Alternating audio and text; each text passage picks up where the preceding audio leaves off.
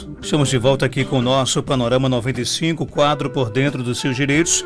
Dr. Márcio Leonardo, subcoordenador do PROCON, aqui do nosso estado. Dr. Márcio, bom dia. Bom dia, Marcos. Bom dia, Geraldo Oliveira. Marcos, na quinta-feira, depois da quarta-feira de cinzas do ano de 1998, eu assisti minha primeira aula do curso de Direito. Foi a primeira aula da primeira turma do curso de Direito aqui de Caicó, do Séries. E quem ministrou foi Padre Técio.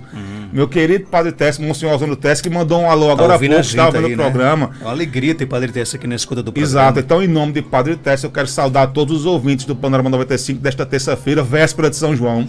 Doutor Márcio, o ouvinte quer saber o seguinte: quando a pessoa abre uma embalagem de um alimento e o alimento está com mofo, eu tenho o direito de ir no canto que comprei ou não? Na verdade, você tem a obrigação.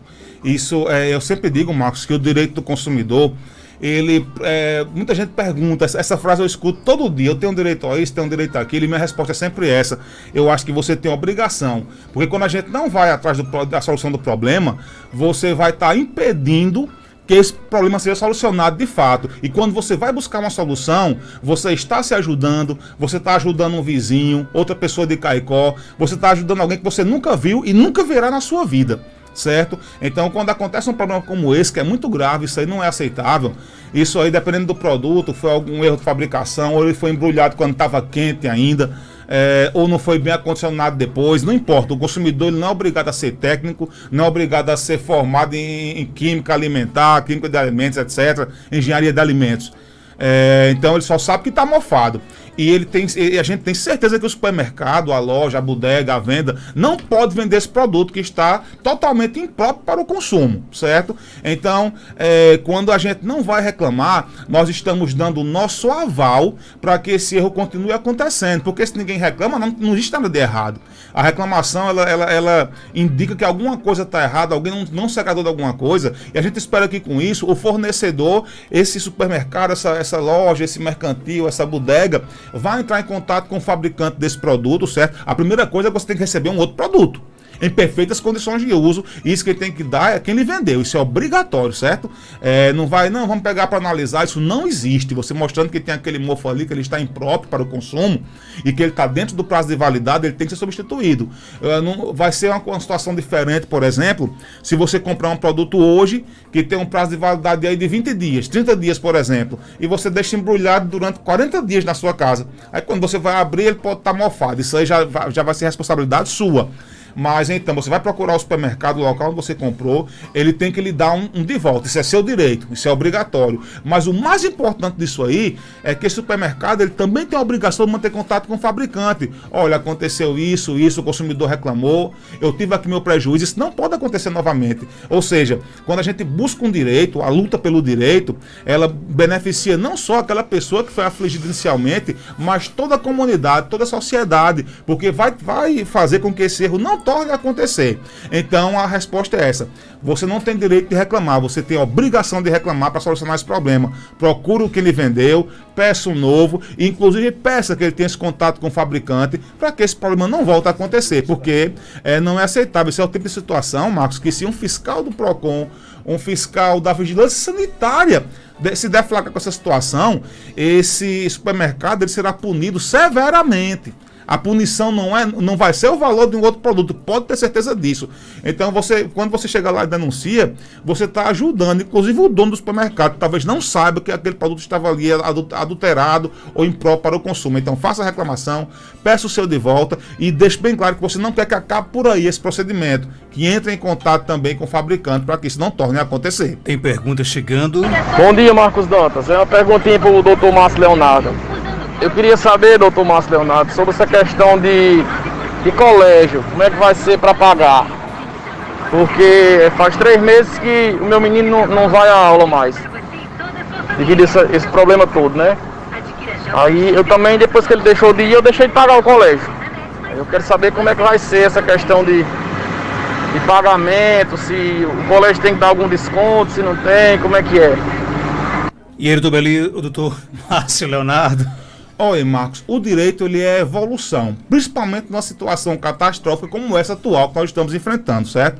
Então o direito é evolução. Por exemplo, semana passada foi noticiado aí a aprovação, a sanção aqui do governo do estado sobre a suspensão das cobranças dos empréstimos consignados. Vai sair também alguma coisa na seara federal. Isso há algumas semanas a mais atrás eram orientações de PROCON, Defensoria Pública da União e dos Estados. Hoje, por exemplo, já há orientações do PROCON, da Defensoria Pública do Estado do Rio Grande do Norte também, que estabelece, mas isso não é norma ainda, ou seja, ninguém é obrigado a cumprir, infelizmente, mas isso pode vir a se tornar uma norma, onde fala que a instituição educacional é obrigada a discutir com os pais dos alunos, com os alunos, se forem eles mesmos os pagantes, um desconto, já que o serviço não está sendo prestado dentro da forma que foi contratualmente estabelecido lá no início da relação contratual, certo? A sua aula é mais presencial, até quem é o 100% EAD, às vezes não tá normal, como deveria ser, certo? Então, a explicação para esse pai que fez a pergunta, a primeira coisa, é que a sua falta de pagamento, já que seu filho já está matriculado, não pode causar nenhum prejuízo pedagógico. Mas já está tendo prejuízo pedagógico. Aí você vê como é séria a necessidade de uma discussão, de uma negociação. Eu espero que com a evolução do direito não fique cada um à mercê da sorte. Eu espero que nós tenhamos legislação de verdade, porque as orientações do PROCON, orientações de Defensoria Pública podem ser até usadas como plano de fundo de alguma ação judicial. Mas a gente não quer milhares de ações judiciais para discutir esse assunto que pode ser resolvido com a legislação, com um decreto, depois com a lei, certo? Então eu espero que venha a surgir em breve uma legislação que obrigue, determine e estabeleça inclusive os patamares desses descontos que tem que ser aplicados, certo? Dependendo do grau escolar, dependendo de se o seu curso era totalmente presencial ou semipresencial. Então tudo isso tem que ser discutido. Hoje ainda falta lei, mas o entendimento do PROCON, ele é claro, certo? É uníssono no país inteiro. As defensorias públicas dos estados também, numa voz só, dizem que é obrigatório a negociação. Por quê? Porque já houve prejuízo na prestação do serviço educacional. Certo? Então, um desconto ele tem que ser obrigatório. Não se pode cobrar 100% do pai do aluno se o aluno está em casa. Vendo aula aí pelo tablet, pelo computador, as escolas têm que levar em consideração. Eu sei que os salários têm que ser cumpridos, mas a energia elétrica, a água e o esgoto tratado, às vezes até a locação, que se for um prédio locado, pode ser discutida a locação com o proprietário também, certo, desse imóvel. Então tudo isso tem que ser levado em consideração. E inicialmente o básico é que todo o valor que a escola deixou de despender, já que ela não está prestando serviço da forma inicialmente contratada, tem que ser repassado percentualmente para os pais dos alunos. Isso é obrigatório. E dentro do prejuízo que cada um está sofrendo, talvez esse desconto tenha que ultrapassar esse limite do repasse. Tem que ser negociado mesmo. E eu digo, hoje seria obrigatório que cada pai mantenha contato com a escola. E muita gente me pergunta, mas quer dizer que então eu, que sou administrador de uma escola, sou diretor, sou proprietário, tenho que conversar com cada um, tenho que receber cada um, tem que receber sim. É melhor você conversar com 500 pessoas hoje, você vai agendar, você vai marcar o horário para não haver aglomeração de pessoas, ainda estamos no isolamento social, ainda estamos na quarentena, mas é muito salutar, é muito melhor você conversar e você encher sua agenda durante 15 dias, atendendo gente de manhã, tarde e noite, do que você depois ser envolvido em 500 ações judiciais, certo? Então, falta legislação, mas há entendimentos. Esse desconto ele é obrigatório, tem que ser repassado. Isso aí não se discute. Percentuais, valores. Marcos, pessoas me procuraram aqui para denunciar que nessa tratativa com a escola, gente que pagava aí mensalidade de R$290, a escola ofereceu desconto de R$5. Isso é uma afronta ao consumidor. Isso é você tratar o consumidor com falta de respeito. Certo? A gente fala, na verdade, de 30%, até mais do que isso, um pouco menos. A aula tem que ser reposta. Ou seja, o aluno ele não vai poder sofrer, depois que a situação se normalizar, nenhum prejuízo pedagógico. Mas como vai ser reposto, não vai ser dentro da normalidade. Então, se digamos que no futuro, hoje você deu desconto, mas no futuro a aula que eram 5 horas por dia chega a ser 7 horas por dia, tem a aula no sábado, digamos que seja obrigado a aula no sábado e no domingo, em outros turnos, uma parte na escola, uma parte em casa. Então tudo isso é questão de negociação. Hoje, com a situação atual, a escola, primeiro, não vai poder desligar o aluno a mera falta de pagamento, certo? Isso é totalmente proibido, não pode acontecer. Tem que discutir com o pai. Aliás, não pode desligar o aluno nem no tempo de normalidade, não é por causa da pandemia. A criança já matriculada não pode sofrer nenhum prejuízo no conteúdo pedagógico. Isso é totalmente proibido, está previsto em legislação. Mas, enfim, é uma questão de conversa. O que eu quero que cada pai de aluno saiba é que o desconto ele é obrigatório, tem que ser negociado. E, por favor, não vão apresentar aos pais de alunos um percentual, um valor que seja aviltante, que parece uma esmola. Tem que ser uma coisa real, palpável, já que não está sendo prestado nenhum serviço dentro da normalidade. Então, hoje é conversa, é negociação, porque falta legislação. Mas eu tenho muita esperança que amanhã ou depois apareça a legislação.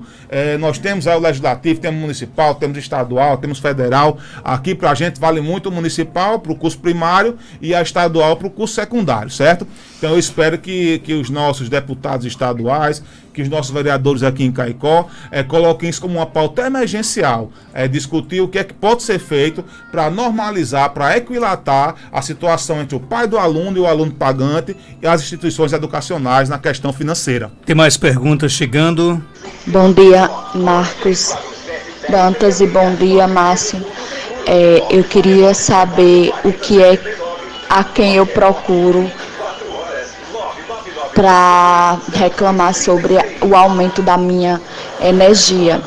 Procuro a COSERN, só que eles não me dão uma resposta. Minha luz veio a quase R$300, eu não possuo ar-condicionado, minha casa é simples, eu tenho o básico, que é geladeira, televisão, ventilador, mas todos os meses a minha luz vem quase R$300. Eu já tentei várias vezes falar com a COSERN e não tenho uma resposta. E aí, Tomás Leonardo? Marcos, nesse caso, que a ouvinte ela discorda do valor que está sendo cobrado. Uma coisa é quando você paga sempre um valor. Muitas pessoas procuram o PROCON denunciando que há 2 anos a energia da casa dele não passa de R$100. Dá 70, dá 80, dá 90, dá 70, dá 60, dependendo do uso ali normal. E de repente aparece uma conta com um estouro de R$300. Que evidentemente, obviamente, se o consumidor afirma que não houve nenhuma alteração no cotidiano daquela casa, obviamente é um vício, ou no medidor, ou até no equipamento que tira a leitura, né? Isso aí pode acontecer, houve algum prejuízo aí, até um gato pode acontecer, né? Pode ser até o caso da ouvinte. Se ela, por exemplo, conversando com outros vizinhos que tem uma residência do mesmo tamanho da dela, que tem os mesmos equipamentos eletroeletrônicos, que não tem o ar-condicionado, como ela disse, ela é uma pessoa, Marcos, como eu, como você, que vive na ponta do lápis. E a gente, até o tempo que você passa, às vezes, com o ventilador ligado, você está ali marcando, né? A gente está marcando para tentar reduzir o valor da conta, etc. Então, se essa situação já demora muito tempo, isso aí pode ser um vício no medidor, né? no medidor de energia elétrica, pode ser até uma fraude. Pode ser uma fraude, pode ter um gato em algum lugar, isso não é impossível, isso acontece sempre. Infelizmente, os seres humanos, em vez de ter solidariedade uns para os outros, tem esse tipo de situação, né? Prefere prejudicar um vizinho, acontece isso, infelizmente, ainda. Mas, enfim, no momento que você apresenta a reclamação, a COSERN ela é obrigada, não é nem um favor, ela é obrigada a procurar, a se dirigir até seu imóvel e fazer uma vistoria, saber o que está acontecendo, certo? Nesse caso, se feita essa vistoria, a senhora não concordar com o resultado que eles apresentaram, pode procurar até um técnico, o eletricista de sua confiança, porque ele pode, o eletricista, Marco, ou o eletrotécnico, ele tem condições de medir o consumo ali de cada equipamento. Isso aconteceu com Li, que eu todo dia mando um beijo aqui no final do programa. Ela estava com consumo anormal e foi identificado 2 equipamentos com defeito. Uma máquina de lavar que ela tinha e eu acho que era um ventilador, gastando energia 5, 6 vezes mais do que seria o normal, por causa do defeito naquele equipamento. Nesse caso aí, já isenta a COSERN de responsabilidade. A culpa era daquele produto e o profissional que ela chamou, que ela contratou, comprovou isso, que já tinha sido uma resposta da COSERN, certo? Agora, a falta de resposta, o não comparecimento, que é o que está sendo denunciado aqui, isso não é permitido pela legislação, certo? Então o que é que o ouvinte deve fazer? Deve ter o contato com a COSERN pelo site, certo? Eu não sei se a senhora já tentou contato pelo site. Não vai procurar mais o escritório aqui na cidade de Caicó, até porque é um perigo para a sua saúde. Nós estamos na quarentena ainda, então não é conveniente que as pessoas se aglomerem numa fila para tratar um assunto que pode ser tratado pela internet. Então no site da COSERN, você tem ali um canal que geralmente ele tem uma resposta muito rápida. Eu não posso dizer como é que está a situação hoje, mas eu sempre digo que a pandemia nunca pode servir de desculpa para descumprimento do direito do consumidor, certo? Pelo contrário, eu acho que se na normalidade tem um profissional para atender certo setor, hoje era para ter 2, né? Do mesmo modo que nós contratamos profissionais de saúde no estado, milhares, por causa da questão da pandemia, alguns efetivos e outros temporários, as empresas têm que ter mais cuidado com o consumidor também nessa época de anormalidade. E não se esconder atrás da crise de saúde para deixar de dar cumprimento ao que a lei determina, certo? Então, tente o contato pelo site com a empresa. O site ele é autoexplicativo, ele deixa bem direitinho o caminho que você deve seguir. Em alguns casos, Marcos, você tem, por exemplo, que fazer a sua reclamação e ele pede que você tire uma foto pegando seu rosto e a conta de luz. Isso você faz tudo com o celular, não é obrigado a ter computador, notebook, ele é muito simples de usar.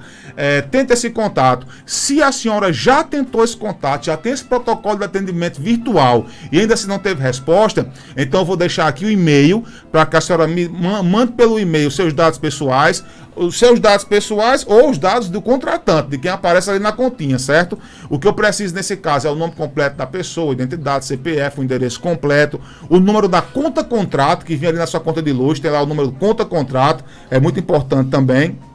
E a denúncia, do jeito que a senhora verbalizou aqui para mim, coloca ali o mais simples possível nesse e-mail, que eu vou usar como pano de fundo para o contato com a COSERN. Mas lembre-se, só vai ter futuro essa reclamação que eu venha fazer se a senhora já tiver tentado pelo meu virtual e não teve resposta. Se a senhora só fez ligar, ou se tentou procurar o escritório aqui e não teve atendimento, então vá pela internet primeiro, porque pode ser que com isso não tenha que procurar o PROCON. Então o meu e-mail é ml.d@bol.com.br.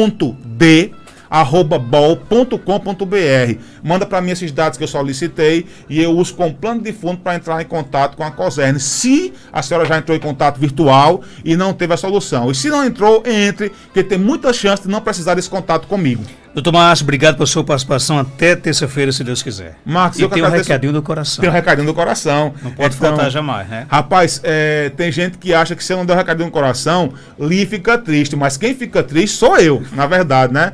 Eu dou porque o recadinho é fruto da saudade que eu tenho, que é eterna. Não importa que eu a tenha visto ontem ou anteontem. Mas, enfim, todos os beijos e abraços do mundo para minha namorada Li, que está nos ouvindo agora lá em Ipueira, ainda, certo? E todos os beijos e abraços do mundo para minha mãe que está nos ouvindo agora na Boa Passagem, onde daqui a pouco eu passo para tomar o café da manhã, que é sagrado na terça-feira, certo? Mais uma vez, obrigado pelas perguntas, obrigado pelo espaço. Guardem aí, gravem o e-mail ml.d@bol.com.br. Qualquer coisa eu vou mandar um e-mail. Não faça isso, eu tenho 200 lá para responder hoje. Tente resolver seu problema, tenha contato com a empresa pelo site da empresa. Às vezes tem uma ouvidoria. Se você não conseguir uma solução de jeito nenhum, não sabe como buscar, se você não tem outro caminho, procure o meu e-mail que eu vou lhe orientar. Muito serviço você vai ter que fazer. Tem muita coisa, muita reclamação que é personalíssima, pessoal, você que tem que fazer, tipo consumidor.gov.br, as agências reguladoras, Banco Central do Brasil, Anatel, ANEEL, ANA, são reclamações que você mesmo tem que fazer. E em outros casos, eu posso manter o contato, mas sempre depois de você ter recebido uma negativa, certo? Esse é um procedimento comum. O processo ele só nasce de uma demanda não atendida. Então você tentou resolver, não conseguiu, procura o PROCON, por enquanto, por esse meu virtual. E até a próxima terça-feira, meu amigo.